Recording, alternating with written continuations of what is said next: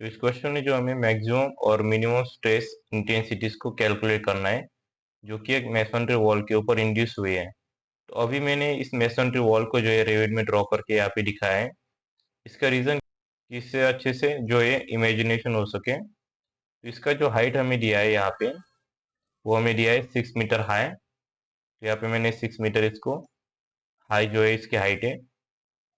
उसके बाद यहाँ पे हमें उसकी विड्थ जो दी है वो यहाँ पे दी है 4 मीटर वाइड और 1.5 मीटर थिक। तो यहाँ पे इसकी विड्थ कितनी होगी 4 मीटर, और ये जो इसकी यहाँ पे थिकनेस है ये कितनी है 1.5 मीटर। तो कुछ इस प्रकार की जो है हमारी वॉल है। अब हमें यहाँ पे नेक्स्ट बोला गया है subjected to horizontal wind pressure 1.5 kilonewton per metre square. तो यहाँ पे हमें स्पेसिफिकली बोला है on acting on 4 metre side. इसका मतलब क्या है कि 4 मीटर के साइड पे हॉरिजॉन्टल विंड प्रेशर एक्ट कर रहा है। तो यहाँ पे 4 मीटर की साइड कौन सी है, ये वाली 4 मीटर है, ऑब्वियसली उसकी विड्थ है। तो इस वाले साइड पे जो है विंड प्रेशर एक्ट कर रहा है, ये उसका मतलब है। पूछिएगा कि अगर मान लो 1.5 मीटर बोला हो तो क्या होता, इस वाले साइड से सॉरी इस वाले साइड से हमारा विंड प्रेशर एक्ट करता अगर 1.5 metre acting on 1.5 metre side बोला होता। तो एक इस प्रकार से इसका जो है वो मीनिंग होता है। तो इसे अच्छे से चाहो तो स्क्रीनशॉट भी ले सकते हो। कुछ इस प्रकार की हमारी वॉल है।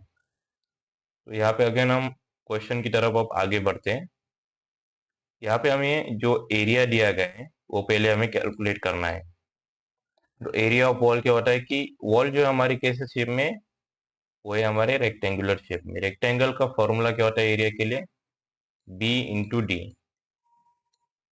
तो यहाँ पे हमें ब्रेथ इंटू डेप्थ, यहाँ पे प्रॉब्लम क्या आने वाली है कि इससे जो बहुत से स्टूडेंट अगर बी डी बोला गया कि रेक्टेंगल का फॉर्मूला ये होता है तो क्या करेंगे, height 6 metre into width 4 metre कर देंगे। ये गलत है। इसका रीजन मैं बताता हूँ। अगर मैं इस वॉल का टॉप सेक्शन देखूँ, इसे अगर टॉप से देखा जाए तो इसकी यहाँ पे विड्थ क्या हो जाएगी, इसकी ये जो विड्थ रहेगी ये रहेगी 4 मीटर यहाँ पे। और यहाँ पे उसकी जो ब्रेथ रहेगी, यहाँ पे length by breadth, sorry not breadth by depth.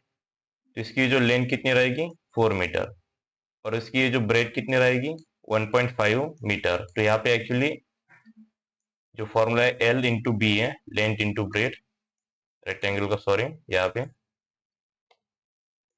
तो यहाँ पे हमें क्या करना पड़ेगा 4 इंटू 1.5। तो 4 इंटू 1.5 अगर हम यहाँ पे कैलकुलेटर पे करेंगे तो हमारा आंसर हो जाता है 6 मीटर स्क्वायर। नेक्स्ट है हमारा यहाँ पे यूनिट वेट ऑफ मटेरियल। तो यहाँ पे हमें डेंसिटी ऑफ मेसोनरी मटेरियल कितनी दी है 24 किलोन्यूटन पर मीटर क्यूब। यानी कि हमारे यहाँ पे सिग्मा क्या हो जाएगा 24 किलोन्यूटन पर मीटर क्यूब। तो यहाँ पे हमें नेक्स्ट कैलकुलेट करना है self weight of wall. Self weight of wall के लिए फॉर्मूला क्या है, जो भी हमारी मटेरियल की डेंसिटी होगी उसको मल्टीप्लाई करना है उसके वॉल के हाइट से, और वो भी 2 बार हाइट से जो है 2 बार मल्टीप्लाई करना है। तो हमारी डेंसिटी कितनी है 24, और हाइट कितनी है 6 मीटर हाइट, तो 6 इंटू 6। तो यहाँ पे मैं इसे कैलकुलेटर में डालता हूँ 24 इंटू 6 तो हमारा आंसर है 864 किलो न्यूटन। तो यहाँ पे नेक्स्ट क्या हमें कैलकुलेट करना है स्ट्रेस। स्ट्रेस यानी कि सिग्मा जीरो, जिसे कई बार सिग्मा जीरो या फिर सिग्मा ओ भी बोलते हैं, यहाँ पे देख सकते हो। तो ये हमें कैलकुलेट करना है। इसका फॉर्मूला क्या होता है W divided by A, weight upon area. तो वेट कितना है 864 डिवाइडेड बाय, यहाँ पे हमारा एरिया यानी कि ए का वैल्यू आए 6 मीटर स्क्वायर। तो 864 डिवाइडेड बाय 6। तो अगर मैं इसे कैलकुलेटर में करूंगा 864 डिवाइडेड बाय 6 तो हमारा आंसर आता है 144। अब यहाँ पे जो है क्वेश्चन पेपर में हमें दो चीजें दी गई है, यानी कि दो फॉर्मूले दिए हैं। या तो सिग्मा इंटू एच कर सकते हो या फिर डब्ल्यू डिवाइडेड बाई ए कर सकते हो। दोनों से आंसर सेम ही आता है। तो सिग्मा हमारा क्या आया था, सिग्मा यानी कि क्या था यूनिट वेट ऑफ मटेरियल कितना था 24। तो सिग्मा इंटू एच, एच यानी कि उसकी हाइट कितनी थी, तो उसकी हाइट यहाँ पे थी 6 मीटर हाई। तो यहाँ पे दोनों में से कोई भी फॉर्मूला यूज कर सकते हो। अगर मैं इसे 24 इंटू 6 करूँ तो भी वही आंसर आता है 144। तो दोनों में से कोई भी फॉर्मूला जो है याद कर सकते हो। लेकिन अगर ज़्यादा मेहनत नहीं करनी तो यही फॉर्मूला याद कर लेना, क्योंकि ये ज़्यादा जनरली यूज होता है। तो यहाँ पे हम नेक्स्ट देखते हैं, हमें क्या कैलकुलेट करना है, विंड फोर्स P। यहाँ पे हमें विंड फोर्स के लिए फॉर्मूला होता है wind pressure into B into H. B यानी कि क्या, उसकी ब्रेथ। तो अगेन यहाँ पे उसकी ब्रेथ क्या थी हमारे पास, 4 मीटर थी। यहाँ पे देख सकते हो इसकी जो ब्रेथ थी वो थी 4 मीटर, और उसकी यहाँ पे हाइट कितनी दी गई थी, हमें हाइट दी गई थी 6 मीटर। तो यहाँ पे हमें 6 मीटर उसकी हाइट है और 4 मीटर उसकी ब्रेथ है, और हमें यहाँ पे हॉरिजॉन्टल विंड प्रेशर दिया गया है 1.5 kilo newton per metre square. तो हमें यहाँ पे क्या करना है, 1.5 इंटू 4 इंटू 6, तो हमारा आंसर क्या होता है 36 किलो न्यूटन। तो हमें यहाँ पे मिल जाता है हमारा विंड फोर्स। तो यहाँ पे एक चीज हमें और कैलकुलेट करनी है, आई और वाई। इसे चाहो तो बाद में कैलकुलेट कर सकते हो या फिर पहले कर सकते हो, इसका कुछ ज्यादा इश्यू नहीं रहता। तो इसका फॉर्मूला क्या होता है, इसका फॉर्मूला होता है B into D cube by 12। तो यहाँ पे हमारे ब्रेथ कितनी है, ब्रेथ है हमारी 4 मीटर, और यहाँ पे डी जो है वो डेप्थ नहीं, वो हमारी है थिकनेस। तो यहाँ पे हमें थिकनेस लेनी है, कितनी है 1.5 तो 1.5 क्यूब डिवाइडेड बाय 12। जिससे मैं यहाँ पे कैलकुलेटर में डाल देता हूँ 4 इंटू 1.5 क्यूब डिवाइडेड बाय 12। तो यहाँ पे हमें आंसर मिलता है 1.125 mm raise to the power 4। अब यहाँ पे y कैलकुलेट करने के लिए जो है फॉर्मूला होता है d बाय 2। लेकिन अगेन हमें यहाँ पे d को जो है हमारी हाइट जो है उसे नहीं लेना है, हमें लेना है थिकनेस को, d माने थिकनेस को लेना है। तो यहाँ पे थिकनेस कितनी है 1.5, तो यहाँ पे हम डालेंगे 1.5 डिवाइडेड बाय 2। 1.5 डिवाइडेड बाय 2 करोगे तो 0.75 उसका आंसर आ जाता है। अब नेक्स्ट हमें कैलकुलेट करना है मोमेंट एट बेस m। तो इसे कैलकुलेट करने के लिए फॉर्मूला होता है p इंटू एच बाय 2।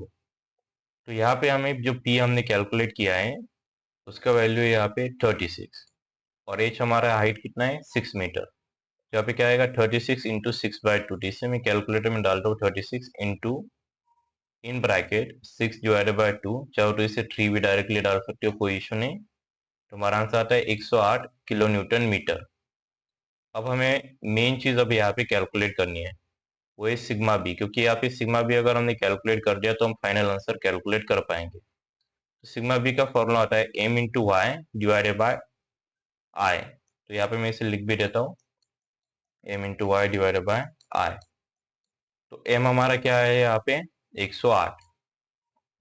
इसे मैं कैलकुलेटर में डायरेक्टली डाल देता हूँ, ब्रैकेट कंप्लीट, सॉरी ब्रैकेट में 108 इंटू यहाँ पे y का वैल्यू आया था 0.75 bracket complete divided by i का वैल्यू हमारा यहाँ पे आया था 1.125।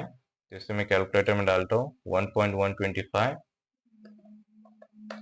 तो हमारा आंसर यहाँ पे आता है 72 kilo newton per metre square. अब नेक्स्ट क्या है हमारा यहाँ पे, नेक्स्ट हमें कैलकुलेट करना है सिग्मा मैक्सिमम और सिग्मा मिनिमम। उसमें भी एक और चीज मैं बताना चाहूंगा कि ये जो कॉम्प्रेसिव स्ट्रेस या फिर टेंसर स्ट्रेस है वो उसको डिनोट करना भी बहुत जरूरी होता है, तो वो भी मैं बताऊंगा।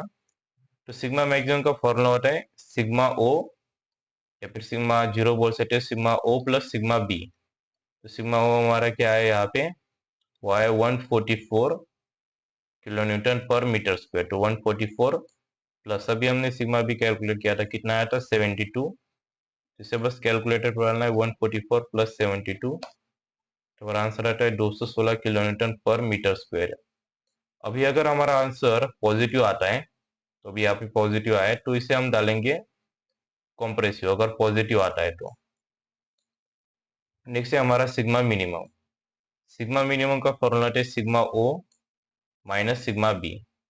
तो बस यहाँ पे क्या करना है, कैलकुलेटर पे सिग्मा ओ की जो वैल्यू है 144 माइनस सिग्मा बी की वैल्यू 72 माइनस करनी है। तो हमारा आंसर यहाँ पे अगेन पॉजिटिव आता है 72 किलो न्यूटन। तो ये हमारा सिग्मा मिनिमम हो गया। लेकिन मान लो अगर किसी कारण से फॉर एग्जाम्पल हमारा आंसर कुछ निगेटिव में आ जाता है, तो यहाँ पे हमारा आंसर -356 आया यहाँ पे मान लो, तो उस केस में हम क्या उसे डालेंगे हम निगेटिव का वैल्यू हमारी आई है तो उसे हम डालेंगे टेंसाइल में। उसका रीजन क्या है कि जो पॉजिटिव होता है कॉम्प्रेसिव, और जो निगेटिव होता है टेंसाइल। तो इस केस में हमारे दोनों ही पॉजिटिव आए तो हम इसे डालेंगे कॉम्प्रेसिव में यहाँ पे। तो हमारा कॉम्प्रेसिव अगेन पॉजिटिव आया यहाँ पे। अब ये जो डायग्राम ड्रॉ की है स्ट्रेस डिस्ट्रीब्यूशन डायग्राम, वो मैंने पिछले लेक्चर में भी एक्सप्लेन की थी। उसमें ज़्यादा कुछ डिफिकल्ट नहीं है। यहाँ पे दो साइड है, एक लेफ्ट हैंड साइड एक राइट हैंड साइड। यहाँ पे स्क्रीन पे समझ में आ रहा होगा कि एक दाया हाथ एक बाया हाथ। तो यहाँ पे जो लेफ्ट हैंड होगा वो हमारा रहेगा सिग्मा मैक्सिमम के लिए, और जो राइट हैंड होगा वो इसके लिए सिग्मा मिनिमम के लिए। तो हमें सिग्मा मैक्सिमम की वैल्यू लेफ्ट साइड में डालनी है। कितने है ये 216 यहाँ पे। और एक हॉरिजॉन्टल लाइन जो है यहाँ पे स्केल से ड्रॉ कर देनी है, और वहां पे जो है उसके बॉटम में लिखना है उसके मैक्सिमम सिग्मा मैक्सिमम की वैल्यू, और एक स्ट्रेट वर्टिकल लाइन ड्रॉ कर देनी है अप्रोक्सीमेटली कितने भी डिस्टेंस से, कोई इशू नहीं।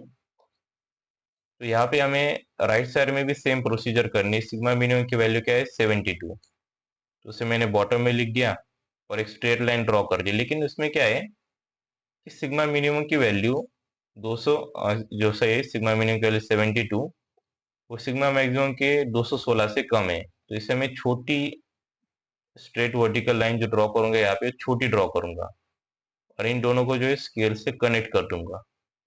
तो कुछ इस प्रकार से जो है स्ट्रेस डिस्ट्रीब्यूशन डायग्राम को ड्रॉ किया जाता है। तो अगर वीडियो पसंद आए तो चैनल को सब्सक्राइब, वीडियो को लाइक और शेयर जरूर कर देना। Thank you for watching.